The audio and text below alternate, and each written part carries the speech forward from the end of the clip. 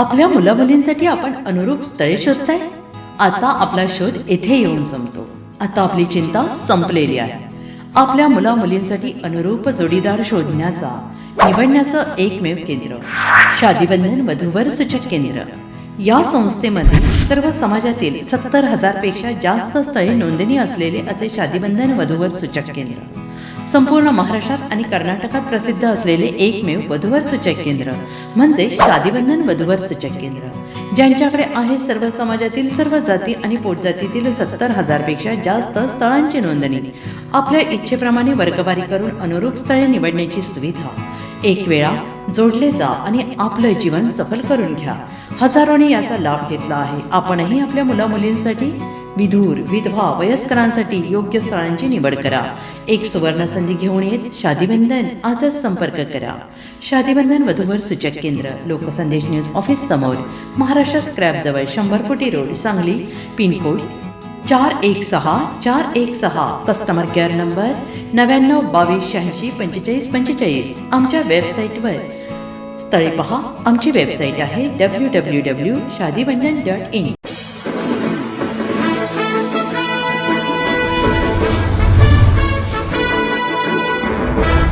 सांगली जिल्हा पोलिसांनी मोठी कारवाई करत एका महत्त्वाच्या व्यक्तीच्या खुनाचा कट उधळून लावला आहे. स्थानिक गुन्हे अन्वेषण शाखेच्या पथकाने 3 आरोपींना देशी बनावटीच्या पिस्तूल, जिवंत काडतुसे आणि धारदार शस्त्रांसह अटक केली आहे. जिल्ह्याचे पोलीस अधीक्षक तुषार दोशी आणि अप्पर पोलीस अधीक्षक कल्पना बारवकर यांच्या मार्गदर्शनाखाली अवैध शस्त्रधारक आणि गंभीर गुन्हेगाराविरोधात विशेष मोहीम राबवण्यात येत आहे. त्यानुसार पोलीस उपनिरीक्षक महादेव पवार यांच्या पथकाला गुप्त माहिती मिळाली होती की काही इसम सांगलीतील एका महत्त्वाच्या व्यक्तीच्या खुनाची तयारी करत आहेत. मिळालेल्या माहितीनुसार पोलिसांनी पाटणे प्लॉट ते अंकली काळीवाट परिसरात सापळा रचला. यावेळी पांढऱ्या रंगाच्या मारुती 800 कारमधून आलेल्या तिघांना ताब्यात घेण्यात आले. तपासादरम्यान आरोपीकडून 2 देशी बनावटीचे पिस्तूल, 4 जिवंत काडतुसे आणि 1 चाकू जप्त करण्यात आला. चौकशीत आरोपींनी संजय भोकरे यांच्या खुनाचा कट रचल्याची कबुली दिली. जमिनीच्या वादातून हा कट आखण्यात आल्याची माहिती समोर आली आहे.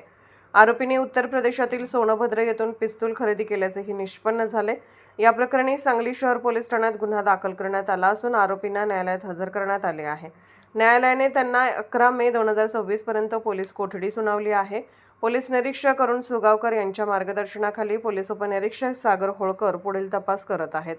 जिल्ह्यात अवैध शस्त्रधारक आणि गंभीर गुन्हेगाराविरोधातील मोहीम पुढेही सुरू राहणार असल्याचे पोलिसांनी स्पष्ट केले आहे.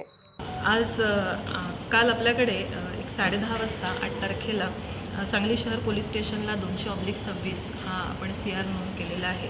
याच्यामध्ये कलम 62 BNS 340 आणि 3(5) त्याचप्रमाणे आर्म ॲक्ट 3(4)25 आणि MB ॲक्ट 192 हे सेक्शन्स आहेत. यामध्ये आपले LCBचे जे लोक होते ते पेट्रोलिंग करत असताना त्यांना गोपनीय बातमीदाराकडनं माहिती मिळाली की एक जो प्रतिष्ठित व्यक्ती आहे त्याच्या खुनाची तयारी काही लोक करत आहेत आणि एक पांढऱ्या रंगाच्या मारुती कारमध्ये हे 3 लोक बसलेले आहेत. आणि त्यानुसार माहिती मिळाल्यानंतर आपल्या LCBची जी टीम आहे त्या LCBच्या टीमने त्या ठिकाणी जाऊन या 3 लोकांना ताब्यात घेतलेलं आहे. आणि त्यांच्याकडे विचारपूस करता असं समजलं की सांगली शहरामधले जे प्रतिष्ठित संजय भोकरे आहेत त्यांच्या खुनाची तयारी हे लोक करत होते. आणि या लोकांकडनं आपण जवळजवळ 2 देशी बनावटीचे पिस्तूल आणि 4 जिवंत काडतुसं, त्याचप्रमाणे एक मोठा चाकू आणि मारुती कार अशा प्रकारचं मुद्देमाल आपण जप्त केलेला आहे. यामध्ये जे आरोपी आपल्याला मिळाले आहेत ते म्हणजे गणेश लोखंडे, विराज बुटाले, संग्राम संभाजी फडतरे आणि सचिन आवळे. याच्यामध्ये सचिन आवळे हा परागंद आहे आणि 3 आरोपी आपल्या सध्या ताब्यात आहेत. ते सगळे राहणारे सांगलीचे आहेत.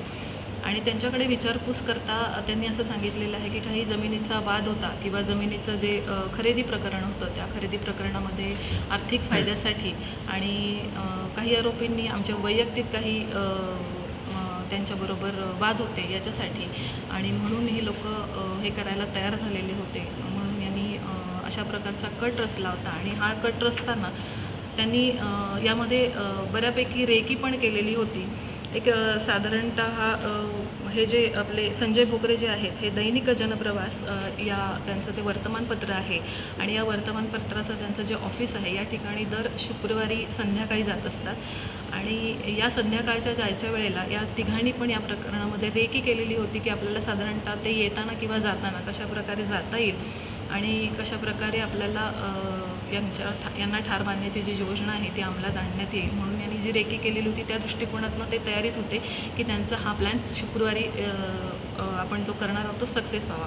पण आपल्या गोपनीय बातमीदारांकडून LCBच्या लोकांना जी बातमी मिळाली त्याच्यावर आपले SP सर आहेत त्यांच्या मार्गदर्शनाखाली तुषार जोशी सरांच्या मार्गदर्शनाखाली आपण व्यवस्थितपणे या गुन्ह्याला प्रतिबंध करण्यासाठी आपली पण योजना आपण जी होती ती अंमलात आणली आणि हे काही करू नये किंवा हे करताना आपण आरोपींना ताब्यात घेतलेलं आहे आणि अशा प्रकारे मुद्देमाल आणि आरोपी आपल्या ताब्यामध्ये आहेत. फक्त या घटनेमध्ये आपल्याला जे आरोपी मिळालेले आहेत त्यांनी जो हा कट रचलेला होता त्याच्यासाठी त्यांचा काही आर्थिक फायदा होता किंवा किंबहुना हे फक्त जमिनीच्या वादाचा प्रश्न होता की वैयक्तिक त्यांचे काही प्रॉब्लेम्स होते किंवा इतर कोणी याच्यामध्ये आणखीन सहभाग आहे याचा आम्ही शोध घेत आहोत. आता सध्या या तिघांनाही 11 तारखेपर्यंतचा PCR मिळालेला आहे. मुख्य आरोपी जो आहे सचिन आवळे तो सध्या परागंदा आहे. तो मिळाल्यानंतर सुद्धा आम्हाला त्याच्यामध्ये त्याची नक्की कुठली दिशा आहे हे ठरवता येईल आणि त्याप्रमाणे आम्ही तपास करत आहोत.